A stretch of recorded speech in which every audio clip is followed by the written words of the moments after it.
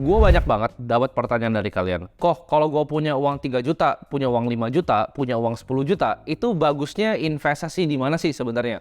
Banyak banget pertanyaan dari kalian tuh anak-anak yang biasa mungkin masih SMA, baru lulus atau bahkan baru kuliah. Di sini daripada gue ngasih tahu kalian ya 2 juta taruh sini, 3 juta taruh sini, ya pecah-pecah ke sini, reksadana, saham, kripto dan lain-lain. Mendingan gue langsung kasih tahu aja. Kesalahan terbesar investasi gue waktu awal gue ibaratnya masih meraba-raba investasi ya di umur 18 tahun. Jadi buat kalian yang baru kenal gue tuh udah bisnis udah lama, investasi udah lama dari umur 15 tahun. Jadi kurang lebih udah 7-8 tahun sekarang di dunia capital market. Nah dari sana gue banyak banget belajar dan di sini gue mau sharing kesalahan gue yang menurut gue itu paling fatal. Dan gue harap kalau gue bisa balik waktu ya. Andai gue udah tahu hal-hal ini di usia 18 tahun. Jadi buat kalian yang baru lulus SMA, baru masuk kuliah, ini menurut gue video yang kalian harus tonton. Menurut gue lebih gampang untuk kalian belajar kalau gue ngasih tahu kesalahan gue. Supaya kalian bisa belajar dari kesalahan gue, kalian skip stepnya buat gak usah ngelakuin kesalahan yang sama. Kesalahan paling fatal yang gue rasa gue lakuin waktu umur 18 adalah jadi orang yang super duper pelit. Ya, maksudnya apa? Gue waktu itu nggak ngerti apa-apa tentang uang. Gue nggak tahu uang itu benar-benar di-print dari angin. Gue nggak ngerti siapa yang ngontrol uang itu kayak gimana sih cara kerjanya. Karena gue diajarin dari dulu bahwa uang itu susah didapat, ya. Dan awal-awal gue kerja, awal-awal gue mulai usaha, gue kerja macam-macam. Dari jadi agen properti pernah, jadi wedding organizer pernah, macam-macam semua udah gue pernah ngerjain untuk dapat duit. Dan gue ngerasa waktu itu dapat duit itu sangat amat susah, ya. Jadi gue pernah punya agensi juga, udah punya usaha, punya banyak beberapa karyawan, ya, baru lulus SMA. Gue udah ngerasain banyak hal, ngimpor barang dari China, ya. Gue coba ngimpor minyak rambut. Gue coba ngimpor barang-barang aneh seperti sedotan ya. Jadi cari market yang laku di Cina, gue coba replikain di Indonesia. Macam-macam udah gue lakuin. Tapi alhasil dari semua gue dapat uang itu, gue jadi orang yang sangat pelit. Jadi gue banyak baca buku ya. Gue mungkin pernah cerita sama kalian buku-buku finansial seperti The Richest Man in Babylon. Gue juga pernah baca The Millionaire Next Door ya kan. Gue juga baca Simple Path to Wealth. Jadi diajarin di situ untuk jadi orang yang frugal gitu. Kita harus menghemat, dan menghemat. Nah ini mindset yang ditanamin gue karena gue mau cari uang sebanyak-banyaknya dan gue hemat sebanyak-banyaknya untuk gue bisa berinvestasi. Tapi gue akan kasih tahu kenapa ini adalah mindset yang justru salah. Dulu gue mikirnya ya, konsep yang selalu diajarkan adalah invest di misalnya index fund ya. Kalian mau financial advisor di Indo, mau financial advisor di luar negeri, pasti sarannya sama. Kita berinvestasi dengan saham yang fundamental baik, kita berinvestasi di reksadana indeks atau index fund kalau di Amerika, biasa disuruh belinya S&P 500. Kita dibilang kalau kalian nabung kayak gitu rutin ya, kita nggak pergi beli kopi Starbucks, kita bikin kopi sendiri ya. Kita bikin kopi sendiri cuma 4.000 modalnya, kalau ke Starbucks itu 40.000. Mungkin nanti di umur 40, 50, 60 tahun kita akan menjadi kaya yang mungkin punya uang 10-11 M lah. Itu adalah konsep yang tertanam di otak gua ya. Gue mau jadi kaya, gue mau punya dana pensiun ya 4% rule 25 kali dari pengeluaran tahunan pada nanti gue umur 65 tahun begitu. Jadi gue bisa pensiun dengan nyaman. Jadi gue ekstra pelit tuh. Gue umur 18, 19 bahkan sampai umur 20 tahun. Gue itu ekstra pelit. Jadi gue mau belanja apa tuh mikir dulu ya. Sampai sekarang tuh masih kadang ke bawah gitu. Gue nggak mau beli sepatu yang terlalu mahal segala macam. Itu masih ke bawah di beberapa barang gitu. Menurut gue sampai sekarang MacBook tuh adalah barang yang super duper mahal gitu. iPhone adalah barang yang super mahal. Karena dulu ya, waktu gue mampu beli MacBook, gue beli iPhone terbaru. Yang gue lakukan adalah gue waktu itu beli Samsung yang cuman mungkin rendah banget harganya, mungkin 2 juta atau bahkan 1,5 jutaan. Di saat gue tuh udah bener-bener mampu untuk beli iPhone yang mahal. Gue extra pelit karena gue pikir uang tadi ya, yang gue nggak beliin iPhone, itu dengan gue beli Samsung bisa gue investasiin. Tapi itu adalah keliru sebenarnya. Kalau waktu itu andaikan gue beli iPhone aja, produktivitas gue meningkat ya, gue lebih gampang kerja, bisa airdrop langsung ke MacBook gue segala macem, gue mungkin bisa dapetin lebih banyak duit. Tapi gue hemat untuk hal-hal yang gak berguna untuk sekadar investasi dengan uang yang kecil. Kalian coba pikir, ngehemat untuk gak beli kopi Starbucks. Menurut gue itu adalah hal sangat bodoh yang dulu gue percaya. Gue gak mau tuh dulu beli makan-makan fancy dining. Dulu kalau gue fancy dining ya, misalnya gue makan di restoran gitu, gue gak pernah pesen appetizer, gue selalu pesennya itu es teh tawar. Karena es teh tawar tuh lebih murah biasa dibanding bahkan aqua. Ya, jadi gue pesennya selalu es teh tawar. Gue gak pernah pesen appetizer, gak pernah pesen dessert. Kalau makan sama cewek, gue pasti pesen yang paling murah, biar ceweknya bisa makan yang lebih mahal. Ya, jadi itu hal-hal yang gue lakuin ekstra pelit. Kalau dipikirkan mungkin kalian banyak diajarin kayak gitu. Jadi kita ekstra pelit sama semua orang, ya bahkan sama keluarga. Jangan bagi-bagi.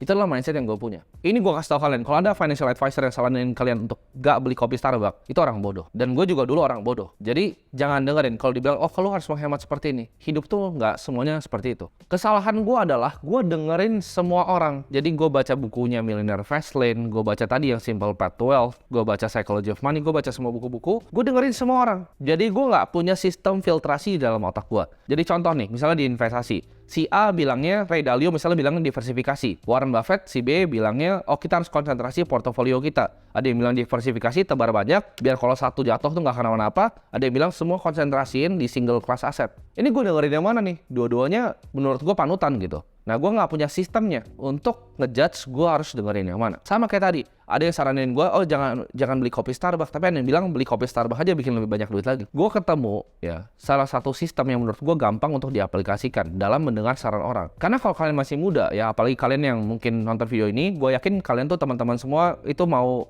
ngembangin diri kalian, mau jadi orang yang lebih baik dengan nonton-nonton video seperti ini. Gue yakin gak cuma gue yang kalian akan tonton beberapa orang yang lain. Nah, tapi gimana caranya kita punya sistem filtrasi untuk dengar mana yang bullshit, mana yang bener? Caranya yang gue praktekkan dalam kehidupan gue sekarang adalah sebenarnya super simple. Jawabannya apa? Kalau misalnya ya hidup orang itu adalah hidup yang gue mau, gue dengerin. Tapi kalau hidup orang itu gue nggak mau, gue nggak dengerin. Simple banget kan?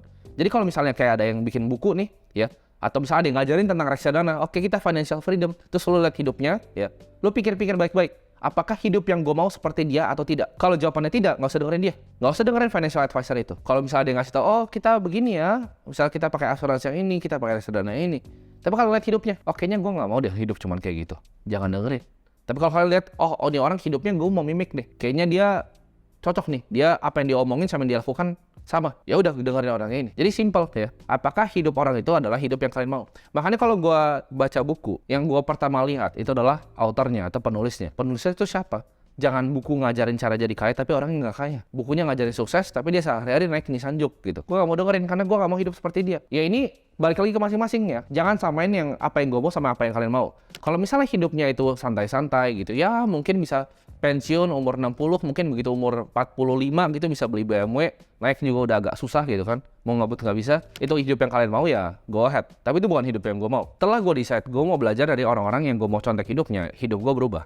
Jadi gue ngefilternya gampang, oh ini kayak gini, apakah gue mau jadi ya? Enggak, gue nggak dengerin. Gue nggak mau jadi orang yang umur 50 tahun itu baru bisa beli sport car gitu. Nggak ada serunya lagi hidupnya. Menurut gua ya, dan values hidup gua adalah hidup itu singkat. Kalau kalian pernah lihat ya, kita hidup tuh berapa lama, itu dibagi dalam mingguan dan dikotak-kotakin. Hidup tuh super singkat. Kalian bahkan nggak figure out, rasanya kemarin baru tahun baru, sekarang udah mau dekat-dekat akhir dari kuartal 1 gitu. Begitu kalian nonton video ini. Hidup tuh super amat cepat. Dan gua rasa kita cuman only get one spin at life gitu. Masa sih kalian mau naik sport car umur 50 tahun? Masa sih ada satu profesor yang doktrin, oh anak muda itu nggak bisa kaya. Kalian tahu dari mana anak muda itu nggak ada yang kaya?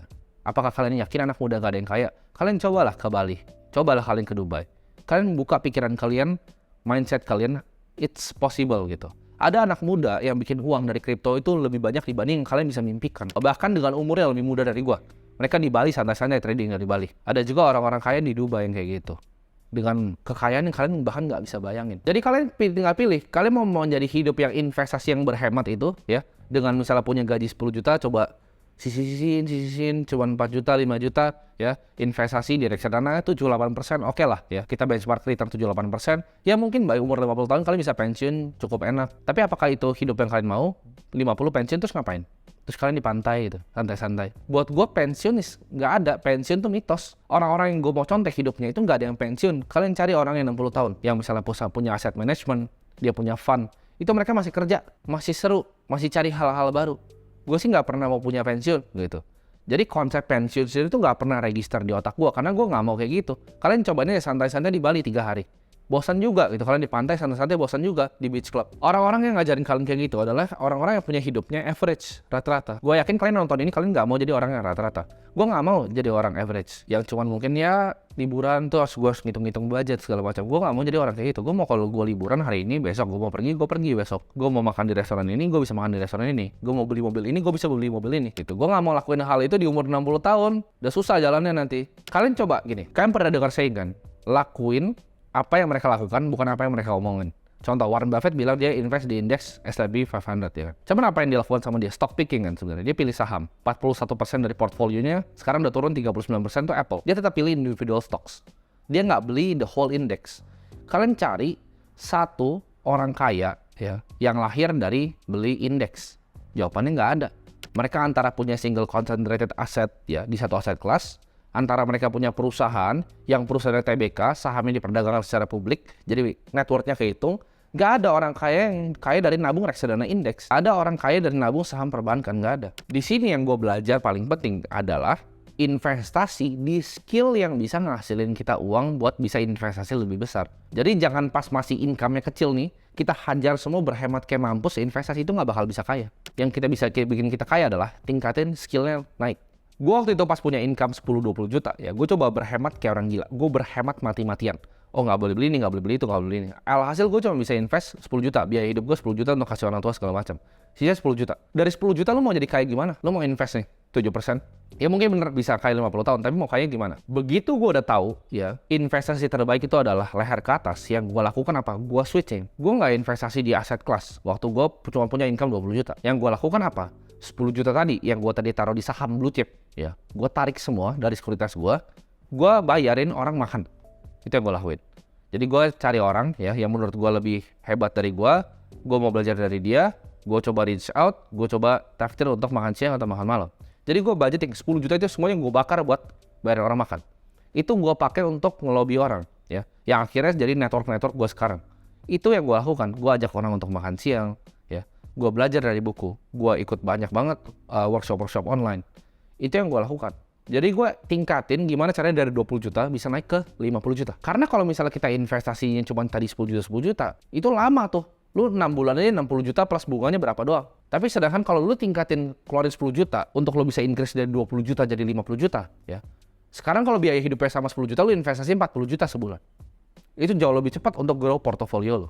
Dibanding lu cari ya investasi terus nggak jadi kemana-mana. Ini gue kasih contoh, kayak gue akan contohin pakai beberapa skill ya, jadi biar kalian ada gambaran. Contohnya kalian misalnya seorang programmer bisa ngeprogram website ya, kalian bisa basic JavaScript ya, kalian bisa misalnya HTML lah. Yang kalian bisa lakukan apa? Coba kalian cari. Sekarang in demand tuh paling banyak apa? Blockchain developer. Kenapa? Karena nggak banyak yang bisa programming di Web3 ya, di blockchain. Nggak banyak yang bisa program di Solidity, di Ethereum. Itu skillnya langka ya. Nggak banyak yang bisa coding di dalam Cardano. Kalau kalian bisa punya skill itu akan dibayar sangat amat mahal ya. Kalian coba cari sekarang gaji blockchain developer, kalian bandingin sama gaji IT developer biasa. Itu bisa 3 kali, 4 kali, 5 kali lipat gajinya. Jauh banget. Jadi daripada kalian misalnya seorang IT developer gaji misalnya 20 sampai 30 juta, daripada kalian cuma pakai uangnya untuk invest di reksadana obligasi 7%, yang kalian lakukan ada kalian ambil semua ya. Kalian cari course ya.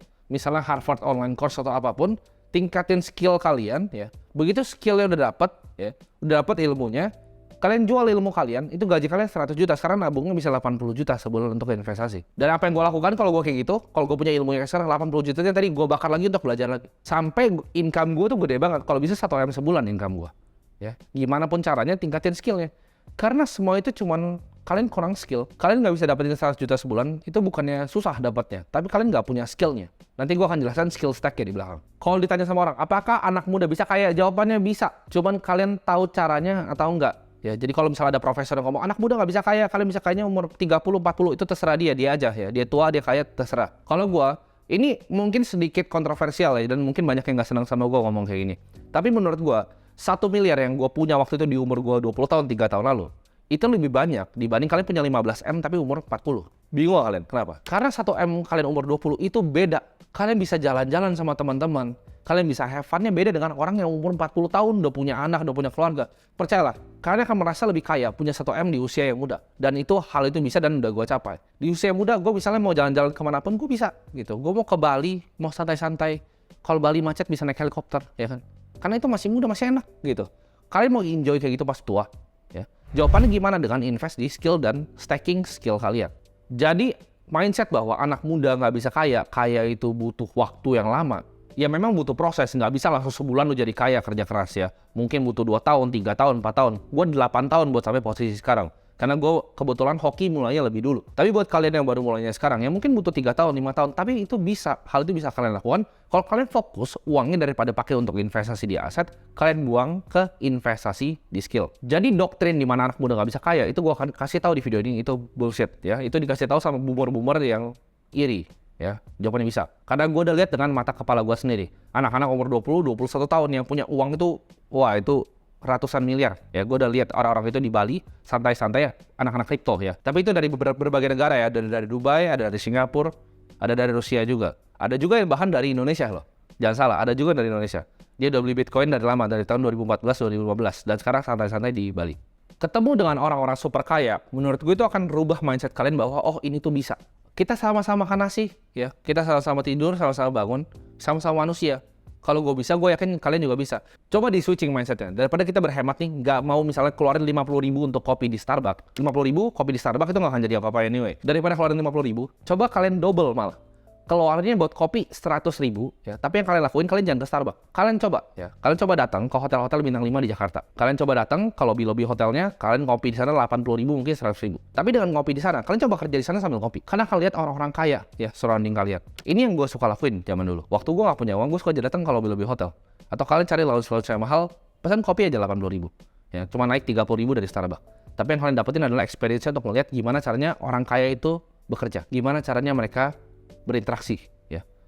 Kalian ambil itu energinya, ya. Itu yang kalian harus lakukan. Jadi punya otak dia kalian bahwa oh it's possible. Kalian coba datang ke hotel bintang 5 di SCBD. Kalian lihat parkirannya isinya apa. Kalian lihat valetnya isi Ferrari dan Lamborghini, ya.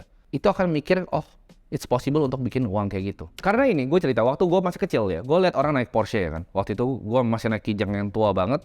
Gue lihat orang naik Porsche dan gue pikir-pikir gaji UMR tuh berapa sih? Oh gaji UMR tuh waktu itu mungkin 2,5 juta atau 2 juta.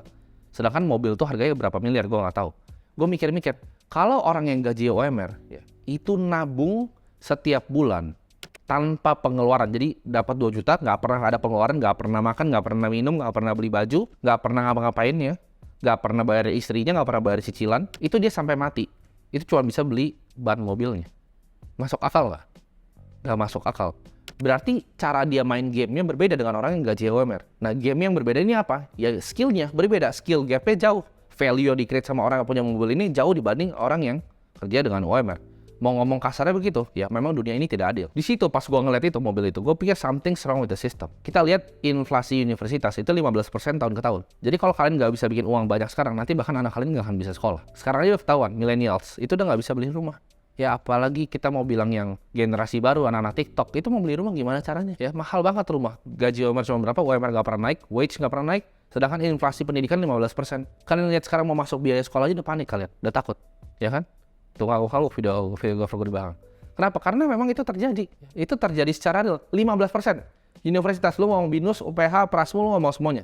15% tahun ke tahun. Gue udah pernah hitung soalnya. Jadi cost of capital of living itu tinggi banget. Kalian harus bikin uang sekarang, harus jadi kaya sekarang, nggak bisa nanti. Ya karena 4% rule udah bullshit ya.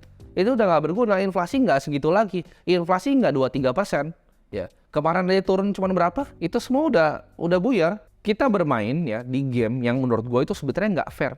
Makanya orang-orang yang punya kepentingan nggak mau orang-orang kayak kalian nonton video-video kayak gini. Yang gue ngomongin pasti mereka nggak seneng. Mereka kan doktrin, oh anak muda nggak bisa kaya ya, kita nabung aja sini, nabung.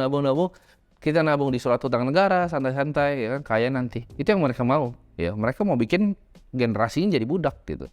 Karena itu orang-orang yang punya kepentingan. Jadi kaya, itu sesimpel, kalian create value, ya. Kalian cari problem di suatu market, ya. Kalian cari solusi untuk memecahkannya lebih baik dibanding orang lain. Itu adalah jiwa seorang entrepreneur. Itu yang dilakukan pengusaha. Tujuannya adalah, namanya pengusaha kan, kita berusaha. Kita berusaha untuk apa? Untuk memecahkan sebuah solusi di masyarakat. Makin besar masalah yang kita selesaikan, makin besar uang yang kita akan dapatkan. Ini gue akan jelasin ya, gimana caranya kalian tingkatin skill ini. Karena tadi gue ketawa tuh liat editor gue di belakang, jadi gue akan jelasin juga sekalian biar dia dapat gambaran gitu. Gimana caranya ningkatin uang. Pertama, lu misalnya videographer, ya level paling rendah, lu cuma pegang video. Lu pasti akan cuma digaji. Ya. Lu mau naikinnya gimana? Oke, gue mau jadi editor. Jadi bisa nyambi tuh videographer sama editor. Begitu tuh jadi satu, gajinya pasti naik ya. Yang bisa video, yang bisa pegang kamera sama bisa ngedit, ya itu gajinya pasti lebih tinggi dibanding yang cuma pegang kamera. Itu udah pasti. Nah, dia bisa pegang video, ya bisa pegang kamera, bisa ngedit juga. Plus dia ngerti social media. Oh, thumbnailnya bagusan gini, oh title-nya bagus gini. Itu pasti naik lagi tuh gajinya. Karena level udah di atas, udah mulai mikir tuh. Oh, social media game tuh gimana? Bikin video yang laku tuh seperti apa? Akhirnya dia jadi apa? Jadi content strategis. Dia jadi punya skill apa? Ya, pertama content strategis, punya skill social media, punya skill copywriting untuk nulis title yang menarik, untuk nulis thumbnail yang menarik. Jadi skillnya udah banyak tuh. Bisa videografi, bisa editing, social media, content strategis, sama copywriting. Udah 5. Nah ini bisa ditambahin lagi, bisa. Karena skill tuh bisa ditumpuk. Jadi jangan kira skill tuh linear, skill tuh bisa ditumpuk ke atas. Next skillnya apa lagi? Ya, dia bisa scripting, dia ngerti materi yang disampaikan sama orang yang dia rekam. Dia bisa bikin skripnya sendiri tanpa disuruh. Itu udah pasti gajinya udah mahal banget. Itu udah mungkin 4-5 kali dari gajinya sekarang. Cuman nambahin skillnya. Bedanya orang apa yang nggak bisa dapat duit? Itu orangnya malas aja, malas belajar. Jadi kalau skillnya kalian tambahin tuh udah 6, bisa scripting lagi. Udah lengkap tuh, udah full paket. Nah kalian bayangin, itu dia udah punya skill hole tuh untuk bikin sebuah video YouTube ya, dari videografi sampai bisa scripting. Gimana caranya upin ke next level lagi? Oh dia belajar misalnya lebih ekstrim, dia belajar tentang marketing overview, dia belajar tentang caranya branding tuh gimana, cara personal brand sebuah orang tuh gimana. Terus dia naikin lagi skillnya, oh dia mau belajar tentang leadership, gimana caranya ngurus editor-editor di bawahnya, gimana caranya ngurus sebuah tim, bikin tim ini jadi bagus, tim marketing, tim konten, tim strategis. Next thing you know, dia jadi CMO, Chief Marketing Officer, jadi direktur. Dengan apa? Dengan ningkatin skill yang dari videographer tadi cuma pegang kamera, tingkatin skill sesuai urutan yang gue bilang. Lu bisa jadi direktur marketing. Itu contoh di videografi. Contoh lagi ya, ini gue contoh skill yang lain. Misal kalian awal iseng-iseng invest crypto, trading crypto, awal-awal nggak jelas gitu kan. Belajar kalian gimana caranya lebih dalam. Kalian belajar gimana caranya research token, cara koin, tokenomics itu kerjanya gimana. Kalian bisa jadi advisor di sebuah project. Itu gajinya langsung eksponensial. Mau naik lagi, kalian bisa jadi hedge fund analis di fund crypto. Itu lebih gede dibanding fund manager reksadana saham manapun di Indonesia gajinya. Gue kasih tau. Kalau kalian bisa jadi fund manager di hedge fund crypto luar negeri. Adakah yang remote? Ada. Banyak orang yang bisa kerja kayak gitu. Karena apa? Skill gap. Ya, kalian nggak punya skillnya. Kenapa nggak punya uang? Kalian nggak punya skillnya. Terus lu mau investasi dengan uang cuma 5 juta, 6 juta? Mau kapan jadi kayanya? Kalian tingkatin dulu skillnya tadi. Kalau jadi direktur marketing gaji 100 juta. 80 juta, 90 juta. Investnya bisa banyak kan? Cuman dengan nge-stack skill on top of each other. Ya ditumpuk aja terus skillnya. Ini gue akan kasih tahu blueprint gimana caranya kalian bisa jadi kaya dengan skill apa yang harus kalian punya. Satu, ya skill jualan. Lu harus jago jual barang, jadi sales. Ya kalau mau jadi kaya, kalian harus bisa jual barang kalian. Kedua, skill untuk nge-build. Ya, skill building. Kalian bisa bikin produk, bisa bikin jasa atau service yang orang mau. Produk atau jasa terserah kalian pilih. Bisa bikin offering ya, bisa bikin produk intinya. Dan yang terakhir, skill untuk jadi sebuah leader atau leadership. Kalau 3 ini kalian gabungin nih, kelar. Ya bisa jualan, bisa bikin produk, bisa punya skill leadership. Mungkin ada yang nanya, oh buat apa leadership kan 2 aja bisa? Iya 2 bisa kaya. Tapi kalau bisa 3 ini mantap banget. Kenapa? Karena dengan leadership, lo bisa memotivasi orang, bisa dorong orang untuk ngelakuin yang 1 dan 2. Ya, jadi lo jadi di belakangnya. Lo bisa ngatur orang untuk 1, lo jualan, lo bikin produk. Jadi bahkan udah bukan lo lagi yang ngurus ya. Jadi ini skill yang paling penting sebenarnya leadership ini. Lo punya 3 skill yang pasti matang. Kayak tadi dari videographer bisa ngerti branding, leadership, jadi direktur keuangan. Kayak tadi gue bilang, videographer dari awal, dari videographer sampai ujung ya, itu leadership, lo bisa jadi direktur marketing. Jadi inti dari video ini adalah create big income fast. Create income yang besar fast dengan stacking skill kalian on top of each other. Butuh proses untuk gain skillnya. Tapi setiap hari kalian ngapain coba? Scrolling TikTok, main game nggak jelas hidupnya. Ya. Setiap hari yang kalian lakukan, kalau belum punya skillnya, asah skillnya sampai kalian jadi orang gitu. Masa kalian mau sih hidup kalian biasa-biasa aja ya? Gue sih nggak pernah mau hidup yang average. Jadi setiap hari sampai sekarang gue harness terus skillnya. Mau itu skill leadership gue, skill self jualan gue, skill gue ngembangin produk, itu gue harness terus. Gue cari terus informasi dan filter informasinya dari apakah hidup yang dia punya adalah hidup yang gue mau. Gue nggak mau udah tua baru bisa mau beli mobil yang gue mau. Gue nggak mau. Gue mau santai-santai, bisa naik Porsche, bisa naik Mustang, ya. Gue bisa beli jam Patek, hidup gue happy. Gue gak mau jadi orang biasa. Gue mau makan di restoran yang gue mau travel keliling dunia itu di saat hidup gue masih muda. Gue gak mau pas udah tua, udah capek, mau jalan susah, ntar, ya. Menurut gue ya, kenapa harus kaya lama sih? Kalau ada cara yang cepet, ya kan? Gue gak mau jadi MJ DeMarco yang tulis itu Millionaire Fastlane, gak mau gue. Duitnya gak banyak-banyak amat kok, gue gak mau dengerin, gitu. Gue gak mau Simple Path to Wealth, gitu. Gue gak mau jadi Your Millionaire Next Door, ya. Gue gak mau jadi orang yang 50 tahun ya kan gak ada yang tahu punya uang 1 juta dolar. Kalian coba pikir emang 1 juta dolar uang yang banyak 15M. Itu mungkin 7M, 8M itu stuck di satu rumah ya, properti. Mungkin dia punya mobil ya 500-600 juta BMW. Itu buat hidupin lifestyle gue sekarangnya gak cukup gitu. Jadi apakah itu uang yang banyak? Gak juga. Gue gak mau jadi Your Millionaire Next Door. Cuma umur 60 tahun dan cuma punya 1 juta dolar. Ya, aim gue lebih kenapa? Karena gue mau ujungnya kumpulin uang sebanyak-banyaknya untuk berbagi. Ya, jadi doain semua. Target gue mungkin dalam 1 atau 2 tahun ke depan, gue mau bangun sekolah, ya, sekolah beneran. Daerah gue belum tentuin, ya. Mungkin ada beberapa kelas untuk di daerah-daerah yang kurang beruntung. Jadi tujuannya gue pengen bikin duit adalah dengan pengen gue bagiin semua. Gue pengen bagiin semuanya di saat gue mati. Gue yakin anak-anak gue nggak akan dapat satu peser pun harta gue. Jadi semuanya bakal gue bagiin untuk beberapa causes yang gue pengen. Satu-satunya misi gue adalah edukasi. Kenapa edukasi? Karena menurut gue edukasi adalah scam, ya. Universitas mahal banget, per semester berapa puluh juta segala macam, belajar apa? Nggak ada, ya. Nggak belajar apa-apa. Jadi gue mau bikin universitas gue sendiri, ya. Jadi gue mau kan mulai dari pelan-pelan, ya. Gue coba dari sekolah dasar. Tapi gue mau karena gue yang bikin nanti sekolahnya, gue akan ngomong bahwa itu kurikulum gue. Gue akan pilih yang penting-penting, yang matematika, fisika, dan lain-lain. Gue akan tambahin nanti kayak blockchain, segala macam, development di komputer, segala macam. Jadi, sekolahnya bakal lebih lengkap untuk daerah-daerah yang kurang beruntung. Jadi, pecahin mindset kalian kalau anak muda itu nggak bisa kaya. Kita sama-sama makan nasi kok, ya. Gue nggak spesial-spesial amat. Gue cuma kerja lebih keras dibanding orang biasa, dan gue punya willingness untuk belajar, ya. Karena rata-rata orang Indonesia, itu kenapa orang Indonesia banyak nggak bisa kaya? Bukan karena mereka kurang pintar kok, menurut gue. Orang Indonesia itu pintar-pintar, bukan karena kurang pintar.